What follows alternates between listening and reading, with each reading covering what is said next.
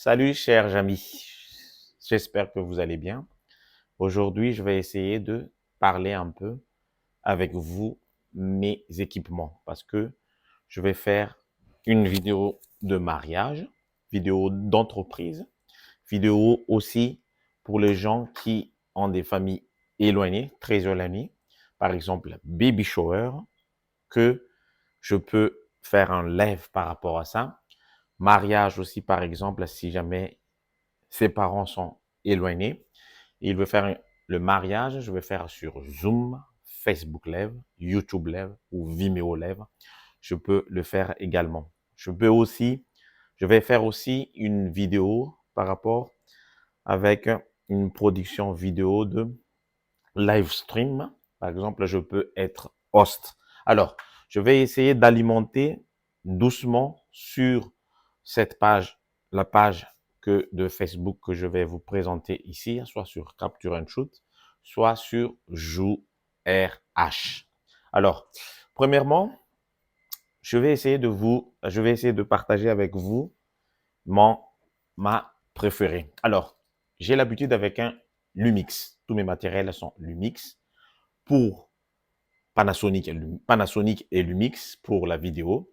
Et puis, pour la photo, c'est Canon. Donc, ce que je peux vous dire, si vous aimez Sony, restez avec Sony. Si vous aimez Fujifilm, restez avec Fujifilm et le reste. Alors, euh, là, je viens juste d'avoir le GH6. Il vient juste de sortir en 2022.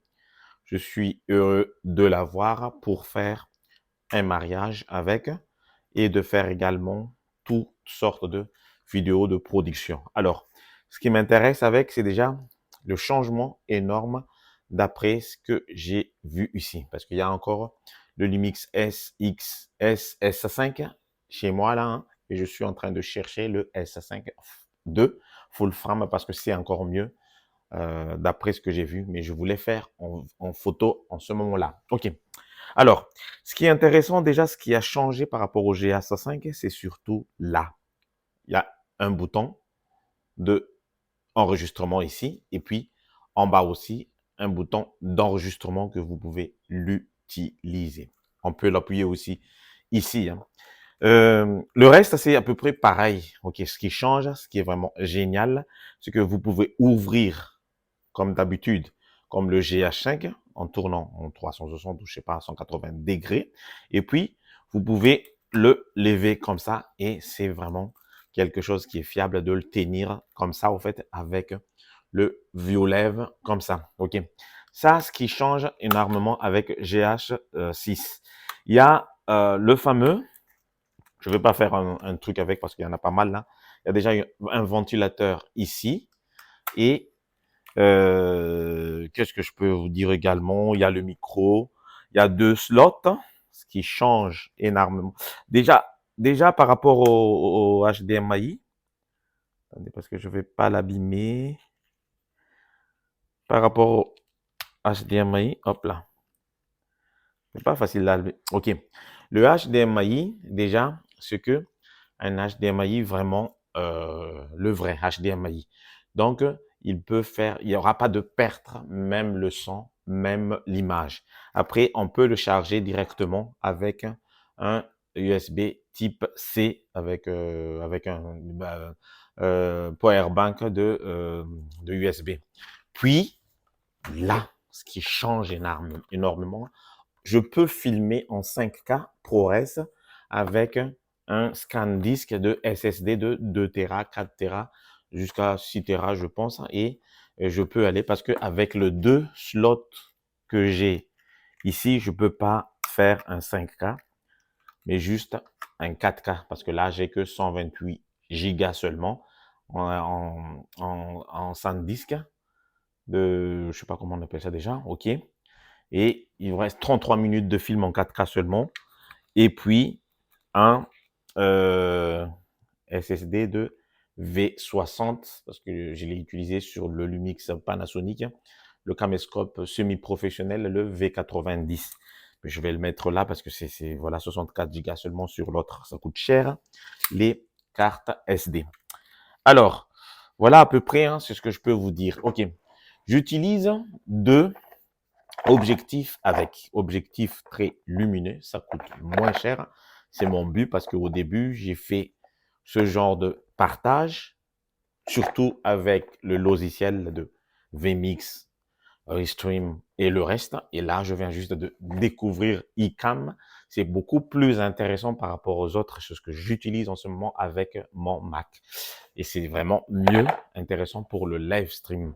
Alors, il est en 25 mm f1,7 et c'est moins lourd. C'est pour ça que j'aime bien aller dans un mariage avec, parce que il est vraiment petit, léger et même on peut l'utiliser manuellement directement.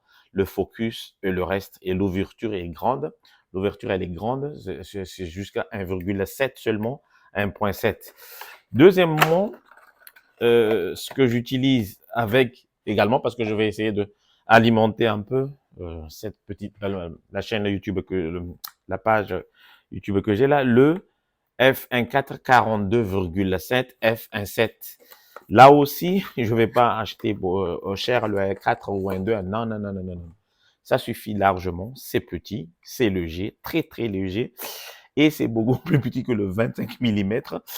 Et l'ouverture, elle est grande aussi. Donc, j'espère que je vais faire quelque chose de magnifique avec. Alors, ce qui est nouveau, là, par contre, c'est pas aujourd'hui que je vais faire un unboxing parce que ici, je peux faire un anamorphique, filmer en anamorphique. Ça veut dire que je peux mettre directement les bandes en haut sans avoir passé sur le Adobe Premiere Pro ou tous les logiciels de montage vidéo. Et je peux choisir le crop, je peux choisir un 8, un 4, un 2 et le reste. Alors, ici, il vient juste d'arriver chez moi. C'est la première fois que je vais utiliser parce que j'avais du mal à mettre sur mon GA5 et mon GA6 le fameux CineLens de Rokinon, c'est moi, hein, parce que c'est moins cher. Hein, l'ouverture à 1,4, 35 mm. Et quand j'utilise avec mon Vitrox, l'adaptateur Canon EF, parce qu'en photographie, j'utilise énormément Canon, que je vais vous montrer aussi. Donc, j'arrive pas, il est tout le temps en noir quand je filme. Donc, ça ne passe pas. Rokinon, ça ne passe pas avec le GH6 ou le GH5. Je cherche des idées si vous en avez. Alors, maintenant que je viens juste de l'avoir, c'est 50 mm f1.8 anamorphique, ok, et de la marque Siru, ok. Ça coûte moins cher que les autres, hein, mais quand même, ça coûte, oui, oui, c'est pas donné, mais on va faire un test, on va y essayer parce que c'est bon. On va voir comment ça va fonctionner. Alors, le reste, je vais essayer de rester là pour le moment hein, parce qu'il y a pas mal de choses à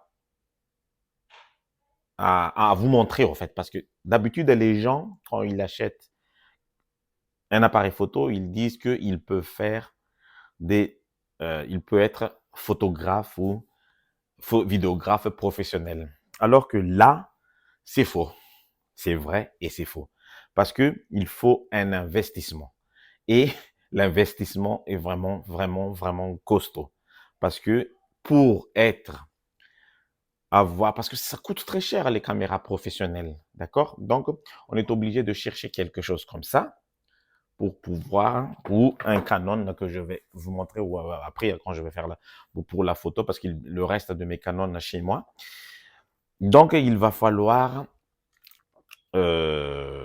l'équiper avec des équipements professionnels aussi. Donc, on va mettre une batterie vraiment qui peut rester jusqu'à 12 heures, 24 heures de film, parce que lui, il peut filmer en illimité, parce qu'il y a le vlog dedans. Donc, on peut mettre aussi des écrans. On peut mettre aussi, parce que ce que je vous ai dit au début, quand je vais faire ça, je vais essayer de faire un live directement de, euh, par exemple, la personne au mariage, ils sortent de leur voiture et là, je vais mettre sur Zoom à partir de là jusqu'à l'hôtel, là où ils vont célébrer leur mariage. Donc, c'est vrai que j'ai des à thème mini. J'ai pas mal de thèmes, hein, à thème mini, ISO, j'en ai à peu près, voilà, un thème SDI et tout ça. Mais là, on a besoin de quelque chose parce que si on utilise le à thème, c'est vrai que je vais mettre seulement des câbles HDMI ou utiliser des convertisseurs, converteurs SDI HDMI pour retirer un câble de 50, 100 mètres. Donc, je vais ramener les câbles. Donc, c'est pour ça qu'il va falloir mettre quelque chose avec des Wi-Fi. Ça veut dire que transmettre récepteur en Wi-Fi de film en HDMI. Donc ça, en fait, c'est pour ça que ça coûte très, très, très cher. Donc, je vous préviens de suite, ce n'est pas un jeu, c'est vrai, mais il va falloir euh, vous préparer, en fait, parce que c'est le but de mon partage de quelque chose qui est moins cher. Alors, aujourd'hui, je vous ai parlé seulement de ce que j'utilise. Hein. Vous pouvez utiliser Sony, qui est vraiment intéressant en ce moment de full frame. Et vous pouvez utiliser Canon aussi. Il y a le petit Sony Ciné qui vient juste de sortir, mais moi, je suis avec Lumix parce que avec Lumix, c'est 4.3 qu'on peut faire quelque chose avec un anamorphique. Donc, voilà, on va faire un essai, on va faire un test. Donc, je vous tiens au jus. Alors, ça, c'est mon premier que je peux vous partager. Le reste à venir. Merci.